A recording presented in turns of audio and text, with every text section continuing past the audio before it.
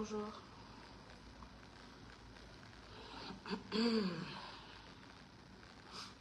Ça va, vous allez bien?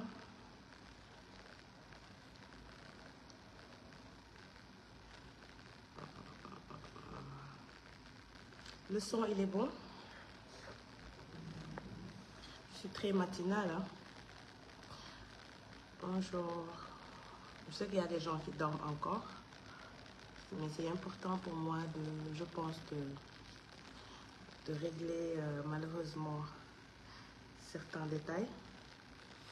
Parce que c'est vrai que j'ai envie de laisser les détails de côté, mais je pense qu'il faut remettre les pendules à l'heure parce que il y a eu beaucoup de laisser-aller. Et je pense que pour plusieurs raisons, les choses doivent reprendre leur cours des choses. Enfin, les choses doivent reprendre de leur nature et que les choses doivent se mettre en place et que tout le monde doit se remettre à sa place. Ceci étant, hier j'ai reçu beaucoup de messages par rapport à mon physique, par rapport à ma couleur de peau, par rapport à plusieurs choses. Et j'aimerais dire à ces femmes qui n'ont pas encore enfanté, vous savez, la grossesse c'est une étape qui est très difficile. Pour nous, nous comprendre qu'une femme ne peut pas être enceinte et être au meilleur de sa forme. Franchement, pour avoir vécu ma deuxième grossesse, je ne pense pas que ce soit possible. Quand on est enceinte, on a tendance à peut-être se faner un peu. Je m'entends, hein, c'est avec le masque de grossesse, avec les nausées. C'est pas évident de porter un enfant à 9 mois. C'est pas évident. Donc pour celles qui n'ont pas encore d'enfant, sachez que de la manière que vous êtes on flic là, c'est rare de voir une femme qui donne naissance une semaine après être on flic. Je suis on flic. Mais bëriwul jigéen ñuy wasin bu pare on flic bëriwul. Donc boo yaakaaree ni que da ngay ëmb am teint am xees mel nu la neex tu te trompes. Parce que am na fooy toll ci sa ëmb doo tal dara du dul nga mucc sa doom mucc ndax ñun ñëpp xam nañ ni ñun ñëpp xam nañ wala dégg nañ wala mës nañu am mbokk boo xam ne ëmb na waaye fekkeewu ko boo ilaa mu fekkee ko waaye doomam fekkeewu ko. kon boo nekkee ci diggante dund ak dee parce que ëmb diggante dund ak dee la yàlla muccal sa doom li nga war a njëkk a def mooy sant yàlla sant sunu borom. parce que gis nga lalu hôpital boobu nga tëdd ndey fekku la fa bàyyi fekku la fa jëkkër bi la yàlla booleel sax ngeen bokk benn néeg muy neex ngeen doon ànd fekku la fa. kon boo ci jógee danga war a sant yàlla rawatina sa taaw am 7 ans nga toog 7 ans après door amaat doom. Man sama taaw 7 ans la am te bokk naa ci ñu toog ci réseaux sociaux di wax tout le temps ni que jigéen dangay espacer say grossesse. Certes man daan naa ko wax mais c'est à la limite du possible. Mais 7 ans dafa bëri si jigéen nga toog 7 ans amoo doom mu jékki-jékki am doom. C'est comme si que c'est ta première grossesse. C'est comme si que sa taaw la parce que dangay fàtte lépp et puis dafay metti. kon man mënuma jóge ci circonstances yooyu bu pare bëgg on flic di dangal ay jiin. Non, je suis pas encore à ce niveau là. Instant yi dama nekk di récupérer si tous les mois yoo xam ne nelawuma mënuma nelaw ndax nausée ndax biir buy metti ndax wet ndax chichi ndax chacha. te ëmb bu nekk nag ak ni mu ñëwee man sama ëmb dafa bëri caprice. Man dama caprice su muy ëmb damay ëmb d'une manière très difficile. boole kook ay jafte boole kook ay tufli boole kook ay grave. moo tax man dama xam sama bopp duma gaaw ëmb. kii mooy sama deuxième doom. ñaari doom yu góor laa am sama taaw Malick ak sama caat bi 2 yu góor laa am macha allah dama sant yàlla. yombul nag nga am 2 góor dëgg ne ko dama góoree d'accord mais juste damay répondre rek parce que ku ma xam ne je suis quelqu'un de très sensé. Dans ma logique, je suis censée dans plusieurs choses. Mais ne prenez pas pour habitude cette absence que j'ai eue par rapport à ma dépression comme une seconde nature chez moi. Non, non, non, non. C'est normal. C'est une période qui ni ñu koy waxee koo xam ne boo xam ne umpul kenn. Dépression lu normal la si nit. Afrique yeneen jël dépression def ko benn état boo xam ne c'est un état final. Du état final. Di nga dépressionner pour plusieurs choses. nit ñàkk na liggéeyam am dépression, nit ñàkk na ndeyam am dépression, nit ñàkk na baayam am dépression, nit faram sax bàyyi na ko mu am dépression. Dépression nekkul loo xam ne nit war na ci sukkandiku di la ci xas. Non, ça arrive. Combien de femmes sont dépressives? Il y en a beaucoup qui sont dépressives, mais elles ne l'assument pas, ou bien elles ne sont pas au courant qu'elles sont en dépression. Moi, je pense qu'il y a tellement de choses importantes à se communiquer en tant que femme que à se dire des mauvaises choses sur Internet. Je n'ai jamais été de ces femmes-là qui disaient des mauvaises choses sur Internet. Même si j'ai eu à le faire, mais je le regrette, parce que c'était pas moi. J'étais à un état second. On m'a poussé à un état inhumain. ndax ku ci nekk si ñun am nga xaj buy nelaw ci yow, am nga mbaam buy nelaw ci yow, mais dafa rafetul, surtout boo nekkee référence, surtout bu ñëpp di xool ci yow, da nga war a xam, da nga war a am arrêt, da nga war a am stop. nit naan ko xamatul foo jëm dellu fa nga jóge. nabu bii di wax mooy nabu bi ngeen mës a xam, nabu bi nga xam ne lu baax lay wax, lu positif, sensibiliser nit ñi ci sujet yu bëri. te si foofu laa nekkaat nekkatuma même bi ma nekkoon nabu bi ma nekkoon nga wax ma wax jàppal njokk njaa indil njaara mbaakee du bàkkal kii man non, man duma géwél. je n'ai rien contre les géwél, ñu ma bëgg laa, man dama bëgg ay géwél, mais duma géwél, man géer laa. xawma loolu, xawma nekk fii nga wax kii wax ci, xawma loolu. xam nga lu ma xam? wax lu baax, wax loo xam ne jaar naa ko, partager sama expérience. ñi si mën a jàng si, ñi si mën a màgg si, ñi ko mën a moytu ko, et la route continue et la vie avance. mais nekkuma ci internet bi pour ma dem ba saaga, ma dem ba jottali, ma dem ba saaga, ma dem ba jottali. loolu dafa war a leer. léegi beneen point bi ci topp mooy gis nga ndaw soosu noonu mooy lawbe bi. bu dee am na ay mbokk, dama bëgg ay mbokk lawbe bi déglu ma. Tické Lawbe, dama bëgg say mbokk déglu ma ak xel, te yow nga déglu ma ak xel, bañ ma déglu ak xol. dama ni la dëkk bi dafa am yoon. gis nga Géejawaay googu nga dëkk, nga ne xaw ma fi nga dëkk, amul problème, mais yoon dafa am. te dafa am lu ñuy wax, xam nga jàngoo malheureusement dangaa teel a bàyyi jàng, mais dafa am yoon lu muy wax naan diffamation. mënoo toog fi ngay toog sa néeg bi nga toog daaj say 3-4 étagères def say diw di jaay. man terew ma la nga jaay say diw, fii kenn xameewu la fi jaay diw. Tické, man xameewu ma la jaay diw. Maam Njaay savon laa xamee jaay diw. Maam Njaay savon moo la doon jaay diw. xanaa Maam Njaay dafa am tey dafa neex ci Maam Njaay nga ñëw bëgg la ngaa mu ci diw yi di jaay diw. mais boo jaayee diw sax Tické danga war a jaay diw. yow boo jaayee diw danga war a jaay diw, parce que loolu sa domaine la. ay rocc yaram, ay njaral, ay pilin, loolu sa domaine la. fii lawbe bu fi jaay diw police du la téye, parce que dangeen ko war a def. mooy li ngeen am, mooy li ngeen moom. man je suis d'accord sur ça, may naa la ko. mais li ma la wax dama ne téye yi ak yooyu noonu yëpp dafay laaj concentration, dafay laaj hygiène, dafay laaj xel mu dal, dafay laaj ku posé, dafay laaj stabilité, dafay laaj nga am les compétences requises, dafay laaj nga am minimum de notion logique, nga mën a lire surtout les composants, parce que chaque thé a un effet secondaire sur la personne. Tu sais, les feuilles que vous voyez, voilà, les feuilles de djeka, les nep-nep et tout ça, il suffit pas de prendre le nep-nep, le djeka, bouillir, non. Il faut nga poser, nga dal. Il faut être quelqu'un d'antisocial. Social à la fois et antisocial.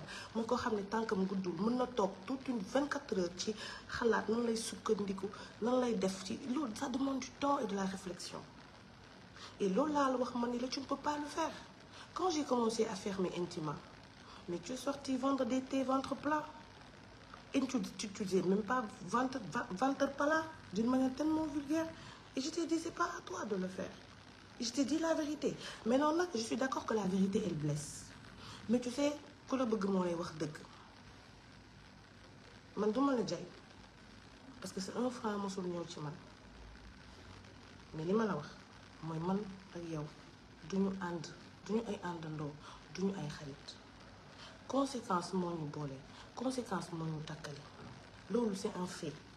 Mais man li ma lay reprocher moo ngay toog ci réseaux sociaux yi di tudd sama turu jëkkër tudd sama turu yaay tudd sama turu doom ñett yooyu laa lay tere mais quant à nga wax ci man saaga ma tey à partir d'aujourd'hui ba dans 2 mois amul problème mais ne sors plus ne parle plus de mes enfants je te défie bés boo toogatee ci réseaux sociaux bi tudd sama doom kenn ci ñoom muy ki ku mag ki mooy ku ndaw ki tudd sama yaay tudd sama borom kër ñett ñooñu boo ko defee barki Seydina Mohamed yow boo jooyul ma xàcc génn réew mi parce que dëkk bi dafa am yoon et moi j'ai de quoi prendre des avocats et j'ai le temps gis nga vidéo yi nga def yëpp naan say doomam yi ay doomu xaraam la ñëg li yëpp dama j'ai tout enregistré et la prochaine fois que j'entends que tu insultes mes enfants moi tout sauf mes enfants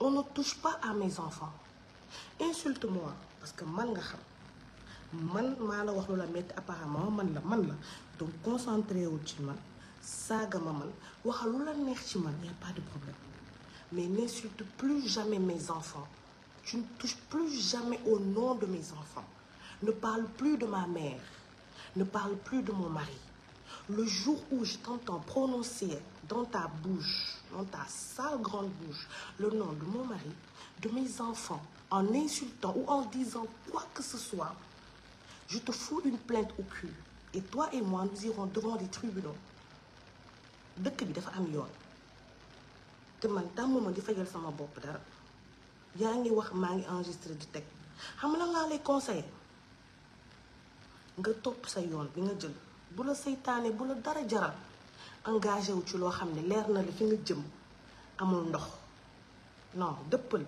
nga gérer sa life continuer sa jaay ambiance man loolu laa lay conseillé parce que sénégalais yi la topp naan la nii vues yi nga am noonu muy kii muy neex nii gis nga bés buñ la woy ñiix gis nga Khalifa rappeur ba mu toogee fii di mosaar bañ ko nee ñiix dafa génn ci man parce que dëkk bi dafa am yoon man mii ba ma taxawee di saaga sama borom kër sax en période de difficulté de dépression yoon dafa mën a ñiix man mii jabaru ndaw si dañ maa ne ñiix donc astama ak yow sors de ta bouche puante le nom de mes enfants ce sont des enfants que j'ai eu chéris dans le mariage ce sont des enfants dont leurs pères ce sont des grandes personnes attends je suis mariée à un ingénieur chéri je ne suis pas mariée à un vagabond dans la rue je ne suis pas mariée à un apprenti je ne suis pas mariée à un maçon chéri je suis mariée à un ingénieur je suis mariée avec un grand monsieur et ce monsieur-là dont tu es en train d'insulter son enfant mais il t'entend chéri double plainte ci yow fan la xaj ku mënul fay sa néeg nooy amee avocat yow balaa ngaa mën a wax dara mais nga def comme say morom ubbi boutique mais sa néeg boobu nga jël taf ci sa ñetti étagère def ci say affiche je t'encourage parce que je vois que tu veux aller de l'avant. Bonjour madame, est-ce que vous pouvez vous passer s'il vous plaît 2 minutes rek. Je t'encourage.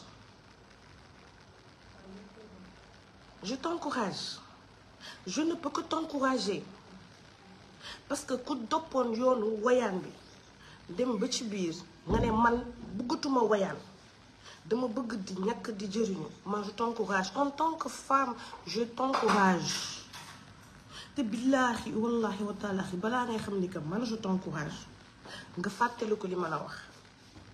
Je t'ai dit à un moment donné le jour de mon mariage dama ne la ma chérie am nga tur am nga ñu la bëgg essaie de te mettre dans l'événementiel ça va te rapporter quelque chose parce que xam nga chaque jour di tàllal loxo nit dafa metti.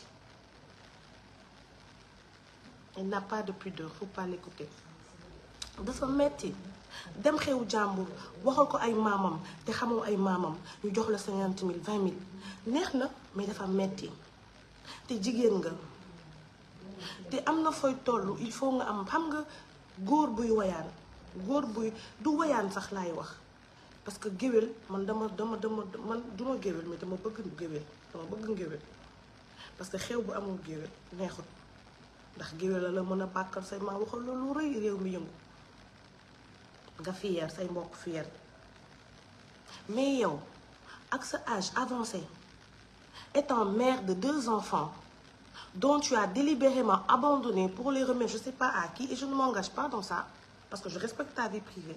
Moi, je pense qu'en tant que femme censée ticket, tu devais remettre ta vie, tu devais revoir ta vie, dans le sens où, stabilise-toi, dalal, stabilise-toi.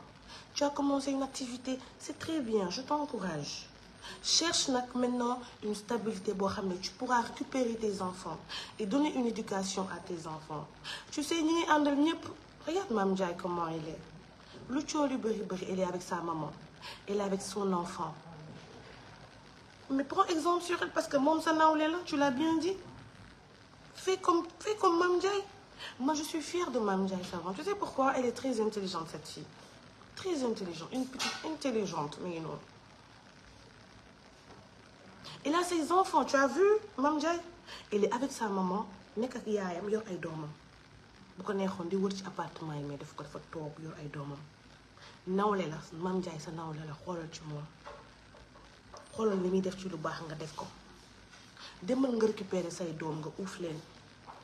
Ñu xëy yi leen yóbbu école bu ñu wàccee nga leen di nga même jàngoo sax c'est vrai que c'est un frein, mais apporte de l'amour à tes enfants.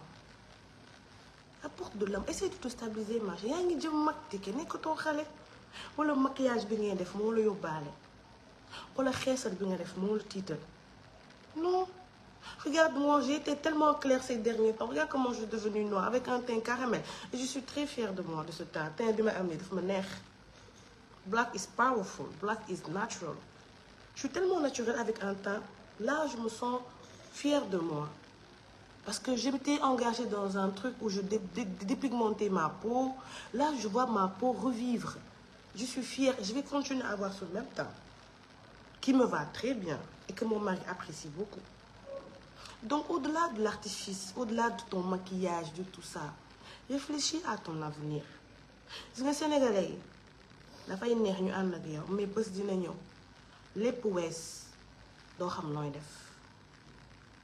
Comme ni nga toog wax ni que dama yoroon yoratuma man dama la war a jàngal dama la war a servir exemple parce que dama yoroon ngay ñëw ci man ma lay may samay 50 000 xam nga yow yaa ko wax nga ne man toppee woo ma dara xaalis nga ma toppee amul problème xam nga sama xaalis jeex na xam nga dem nga jàppal ni que demain tamit sa xaalis bi nga yor tey bu jeexee niñ ma bàyyee noonu lañ lay bàyyee kon man dama la war a servir exemple dama la war a servir leçon ci nga am fulla ci nga am fulla ci nga am fayda ci nga xam ne que àdduna yemul ci sa téléphone portable xas ji waxal ko lii yow sa yaay lii yow sa papa lii yow sa maam lii yow doo lii yow doo laa yow doo nii non non xanaa t'as pas d'autres t'as pas d'autres arguments à part t'attaquer à mes parents, à part t'attaquer à mon physique, à part t'attaquer à mes enfants, à mes mariages. T'as pas d'autres arguments. Man dama bëgg mu neex mais ci xel dama bëgg boo ma tontoo bi pa nga dal nga posé nga bàyyi saaga nga bàyyi xaste nga wax yow li nga xam ci man d'une manière professionnelle d'une manière respectueuse nga génnee samay doom génnee samay jëkkër par respect parce que ñoom tooñuñu la man maa la tooñ kon waxal ci man te nga bàyyi xale yi amuñu man sa doom duma ko saaga parce que yoonam nekku ci innocent la bébé la mais ngeew ak man la nañ la neex su nga temps bi nga am maa la ëpp temps congé maternité laa nekk 6 mois maa la ëpp temps te yoruma liggéey jàmbur man le 5 du mois kenn du ma wane ma kaay fay loyer maa la ëpp temps foofu temps laa am toog nii fi mu ne nii xam nga lu may def di nàmpal ñu ma indil ay croissant ay fruits may lekk ka tëdd defuma dara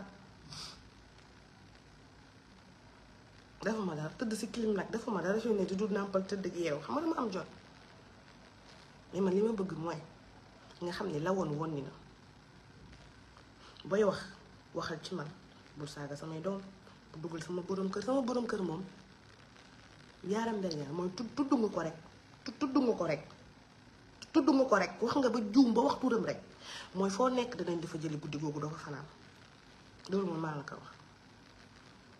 xam naa nag liñ naan mariirandoo bi dafa bëri nga buruxlu mais loolu jeex na waxal ci man comme maa la tooñ mais laisse mes enfants laisse mon mari et laisse ma famille en paix. ma ñëw ci beneen bi nga ni dama fay ay site internet pour dama dem kër jàmbur filmer kër bi ne kër bi maa ko moom d'accord amul problème léegi dama bëgg boroom kër gi ma vidéo këram bu mu ñàkk fayda bu mu wayadi ba bàyyi mu sedd moom na génn na kër gi moo ko moom. immeuble bi ma defee woon sama kii bi ak Kaliphone bi ma defee woon sama vidéo bi ak Kaliphone di expliquer nit ñi bonjour di expliquer nit ñi par rapport oui ça va je viens oui. Non ça va tranquille. On vous a changé le pansement que vous aviez. Ah oui.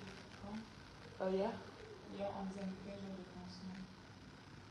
Le blanc là comme d'habitude.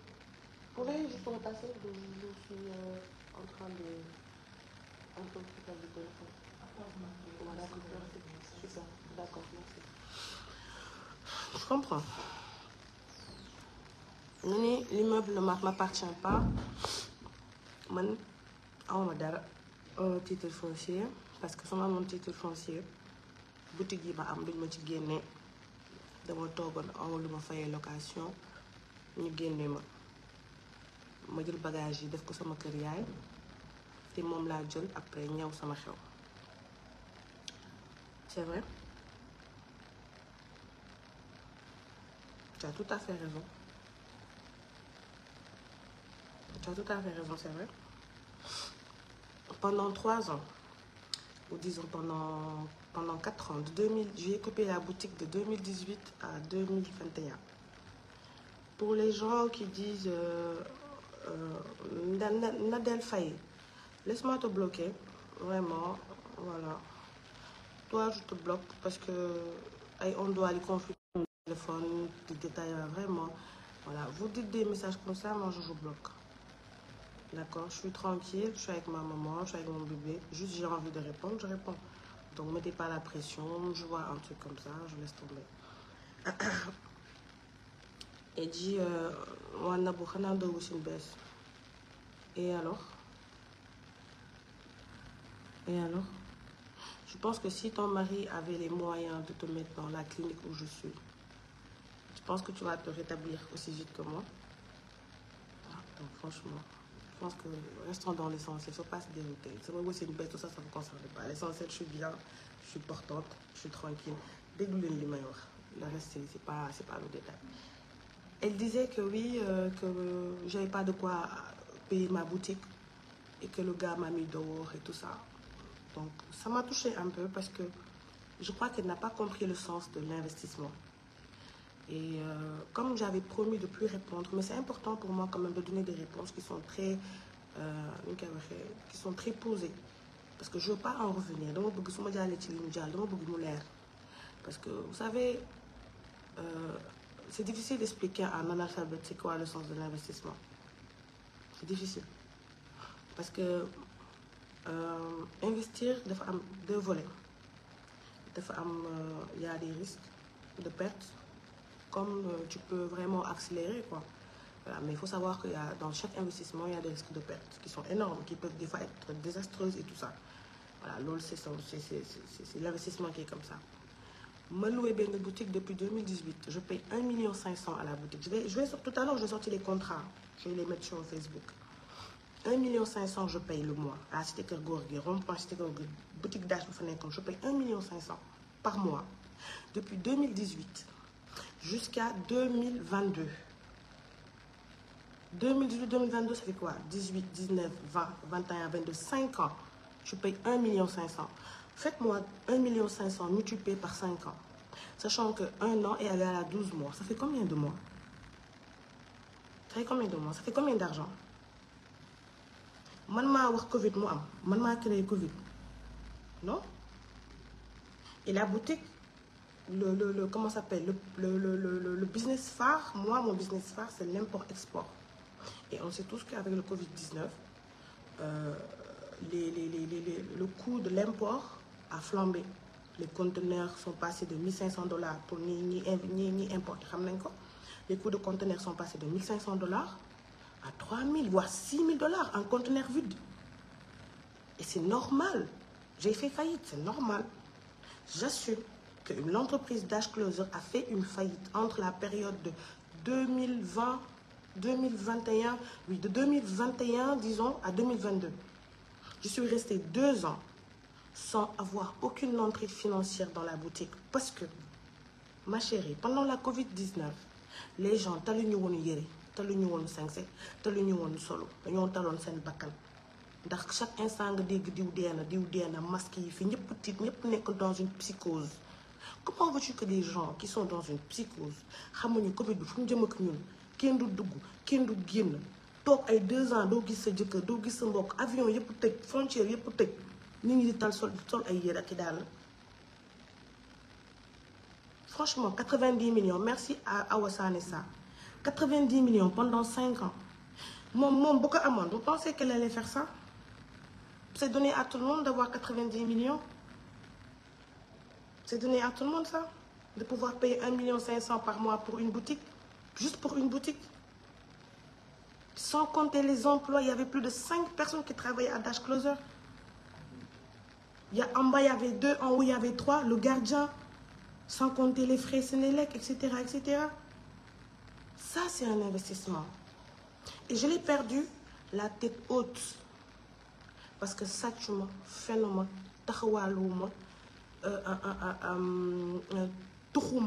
nekkuma ci boîte de nuit. Je ne suis pas une Marie couche-toi là, moi. Je ne suis pas ces genres de femmes qui ont fait des passes de nuit pour 25 000, 30 000. Non, moi. J'ai travaillé à la sueur de mon front. J'ai investi dans un domaine que tout le monde me connaissait. Dans un domaine qui me dit, fille, ñëpp am xaalis, merde. Bon, elle, franchement, je ne répondrai pas. J'ai mal à la tête. C'est normal. Quand mon business quand j'ai vu ma boutique fermée, moi, je suis venue sur les réseaux pour dire que, mes bébés, finalement, la boutique, elle a fermé parce que j'ai eu des soucis avec les impôts. J'ai eu des soucis avec les impôts. Et c'était normal. J'ai fermé. Tout le monde a vu que la boutique a fermé. Ça m'a fait mal. Depuis 2018, ñëpp moom lañ ma xamee boutique bi moom lañ ma xamee xale yi bu ma amaan arrivage ñëpp wàcc si ma xis sama boutique tëj. C'est normal. Daf ma metti ma toog ànd ak yàlla muñ xam ni ba may ñëw ba ma sama yaay di jur indaalewu ma dara lépp lu ma fi am chance la parce que mënoon naa ko bañ a am ndax samay morom amuñu ko. Am nañu fi dund ba dee te mosuñoo fi am magasin bu ñuy fay 500 000 amuñu ko ay magasin yu ndaw la ñuy am di fay 150 000 100 000 ki doflu man je paye 1,5 million tous les mois hors taxe s'il vous plaît. Loolu mooy benn boutique. Immeuble Dash Closer Dash Mondial bu nekk 2 voies Liberté 6 je payais 3 millions par mois dans l'immeuble et je vais sortir les contrats. Je payais 3 millions dans l'immeuble Dash Closer après mosquée Abbas Sall fi salon bi nekkoon mennum man maa fi jël immeuble di fay 3 millions par mois depuis 2018 ba 2022 3 millions laa doon fay damay génne contrat yépp teg ko ci table bi defaral ma 3 millions par mois nga multiplier ko par 5 ans ça fait combien? Ça fait combien? Ça fait plus de 200 et quelques millions sans compter les employés ma fa amoon teg ci di importer di exporter di liggéey di dundal sama yaay di dundal samay doom.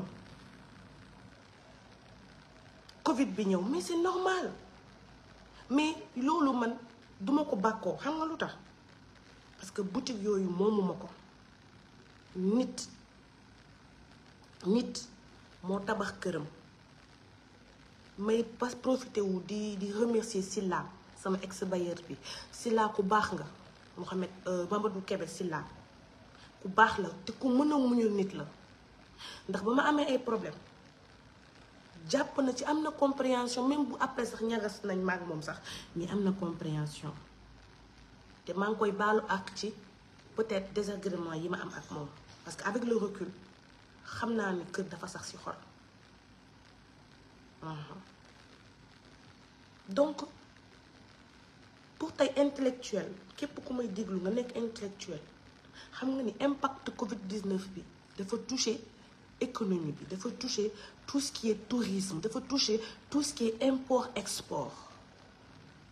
Les grandes entreprises ont fermé à cause du Covid. Parce que rien ne rentrait, rien ne sortait. Circulation des biens et des personnes fermées.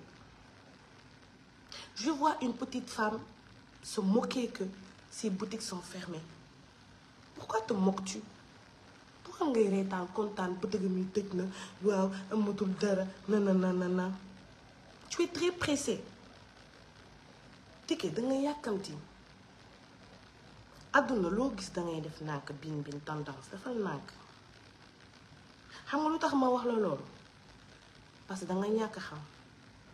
Gis nga tey immeuble boobu ma am nga ne dama ko loué nga ne dama jël immeuble jàmbur photo ko dama jox sénégalais rendez-vous dans maximum inchallah à la fin du mois même ba fin du mois xam nga warante xuuxaan tekki tubéy maaka moom moomuma ko loolu du débat man dama siiw boo xam ne duma taxaw kër kenn ne kër gi maaka moom te borom génneewul wala yónniwul ay doom ba ay nitam mu tëggal maraas am naa fit bu ne ba mu des dem kër jàmbur osé dugg fa di ko filmer man ñàkkeewuma noonu fayda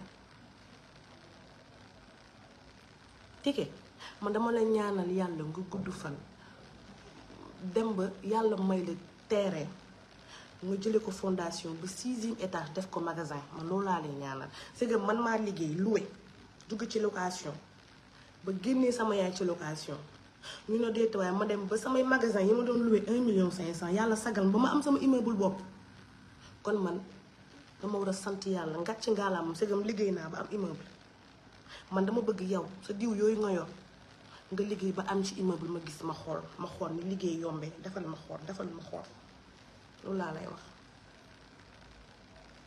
man loolu laa lay wax amène tous les voilà. Et pour les gens qui vont continuer à parler par rapport à les activités qui sont fermées, moi je vous donne rendez-vous dans 1 mois. Je parle pas beaucoup. Je vous donne rendez-vous dans 1 mois. Et li ma gën a neex ci wax bi mooy fi ma nekk léegi amatuma fa loyer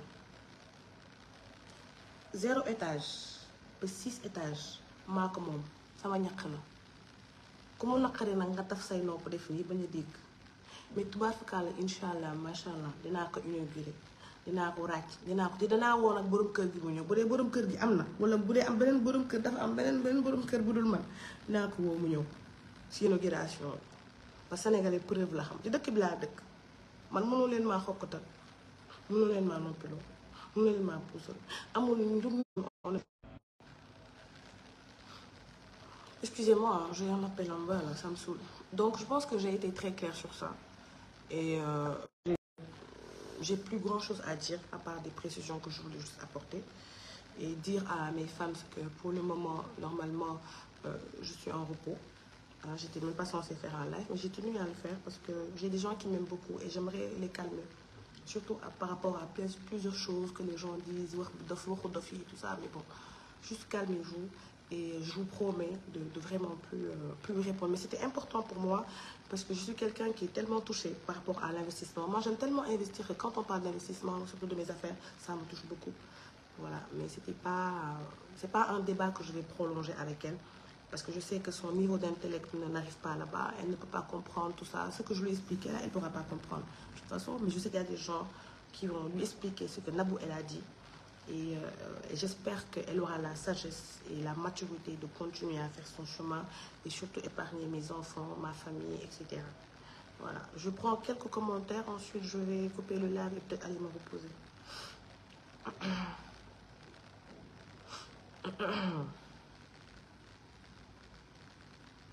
Elle dit Nabou, t'inquiète pas, occupe-toi bien du bébé, il a besoin de toi, laisse-les bojo. Mati Binti Malik Sarr, Mati, t'es toujours dans mes lives. Merci Mati, gentil. Buzz le août à travers toi, donne pas d'importance. James Sarah. Non, moi je pense pas que c'est du buzz. Non, je pense juste que elle est mal informée. Et pour moi, quand quelqu'un est mal informé, elle a peut-être tendance à mal prendre les choses. Il faut juste lui donner la bonne information. Lui dire que la location n'est pas un problème. C'est mourir dans la location le problème. Mais louer du problème. Louer du gâté. Mais dès que l'ouas, moi gâté. Mais louer du gâté. Ndax fi kenn indaale wu fi leen lu fi waay am ci kër ci luwaas ko njëkkee. Loolu laa bëggoon mu comprendre ko. Tata son bi nag. Vous m'entendez pas? Le son il est bon? Nabou, Sénégalais n'aiment pas voir morom avancer, prends soin de toi. Le son il est bon? Vous m'entendez? Vous le faites. On a un problème au son, on dirait. Le son il est bon ou pas?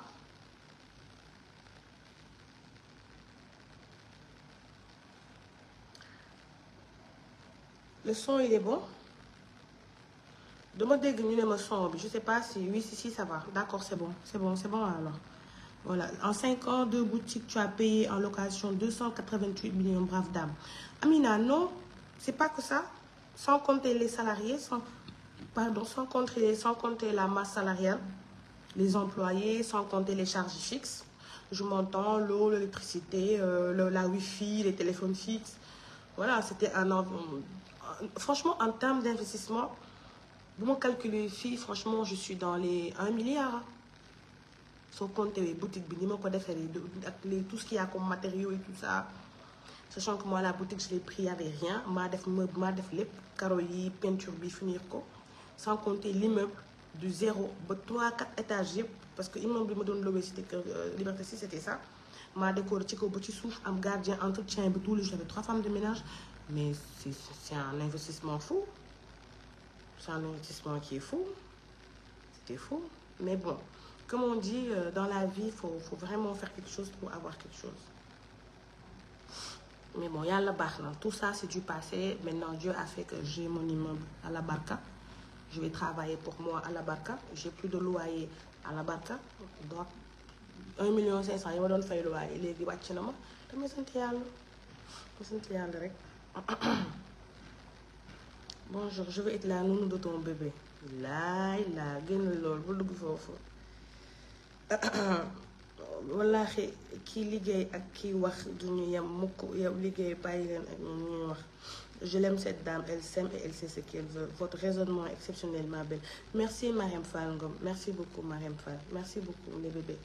Voilà, jalousie will kill people. You are too beautiful. Yama Puy. Oh, thank you. Yama, that's so cute. That's so cute. But I don't think they're jealous. I just feel like I pity them because they don't know me, they don't know about me. They just wanna have views and comments and some love. That's it. But I don't mind, no problem. Tu penses pas investir dans la restauration? Non, franchement, là, non. Là, je viens de terminer un immeuble. Vous savez, je vais en faire après, Inch'Allah. Si je me nek en forme tout. Je vais faire plein de lives pour vraiment vous guider un peu par rapport à ça. Parce que, il n'y a pas plus gros pertement que de construire un immeuble. Franchement. J'aimerais bien parler de parce qu'on parle de oui, qu'il n'y a pas meilleur investissement que tabac, mais tabac. Franchement, tabac de grave. Franchement, tabac de grave. Après, on va parler de tout ce qu'il y a autour de vraiment d'avoir une propriété. Est-ce que c'est nécessaire? Est-ce que c'est pas nécessaire? Est-ce que si... Voilà, il y a plein de sujets pour vous. Yo xamné dina ko aborder pour aborder ak yeen ma jappalé len ci ma jox len sama expérience. Voilà. Ma jox len ci sama expérience bi et tout. Voilà. Franchement, je vous réserve les chéris, plein de surprises. cherche une ananas à manger. J'ai un peu faim. Je t'aime beaucoup.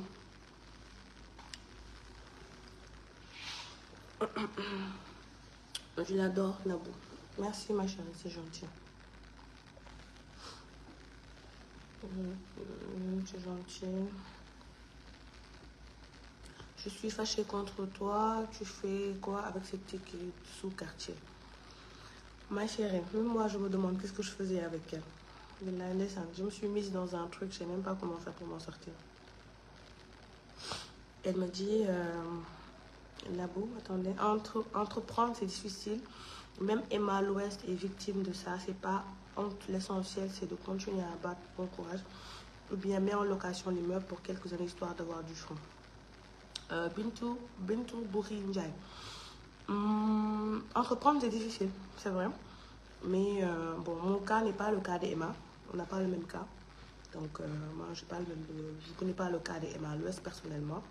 Mais voilà, déjà, mettre l'immeuble en location, non. Parce que je peux moi-même, je pense, j'ai les capacités financières, machallah, de pouvoir relever le défi. Et pour moi, c'est un défi, c'est mon immeuble et j'ai envie de l'exploiter. C'est vrai que ça me fait des rentrées d'argent, mais en même temps, flemme, quoi. Flemme. Parce que, comment ça s'appelle? Le budget locatif, là-bas, il est entre 1,5 million et 1,8 million le mois. Donc, ça veut dire que sur 3 plateaux, chaque plateau, je peux louer à 1,5 million. Donc, ça veut dire que les 3 plateaux me font 4,5 millions par mois. Moi, 4,5 millions par mois, c'est bien, c'est de l'argent. Mais moi, je suis quelqu'un, j'aime les défis. Et j'ai envie de relever le défi. Et j'ai envie de... Parce qu'à la base, vraiment, quand il était c'était pour moi, c'était pour y mettre c'était pour faire la base d'âge closer, quoi. Donc, j'ai envie de l'exploiter. En fait, j'ai envie de l'exploiter, Inch'Allah. Et d'en faire mon siège d'âge closer, d'en faire le siège de Intima, d'en faire le siège de l'association d'âge pour les femmes. Franchement, ouais,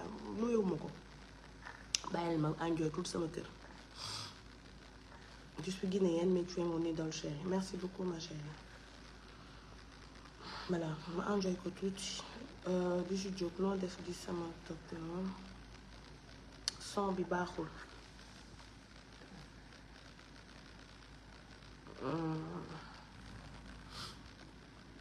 Pourquoi le son n'est pas bon?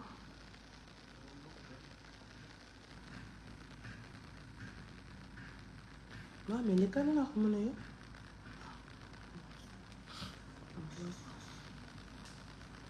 Le son n'est pas bon, mes bébés. Le son n'est pas bon. Voilà. Excusez-moi, sûrement à mes appels du son.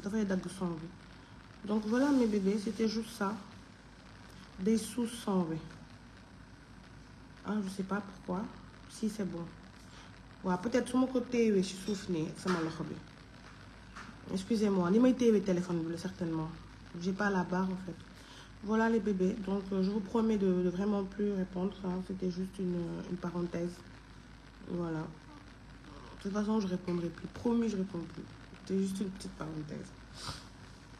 Nabou, donc le bébé Kalatassiste. Merci, ma chérie. Bige en or, Grazelia. C'est bon. Là, il dit, le son, il est bon. Ma chère, la félicitation. Nanana. Merci, ma chère, je suis contente de te voir. Amin, merci. C'était un machallah, merci.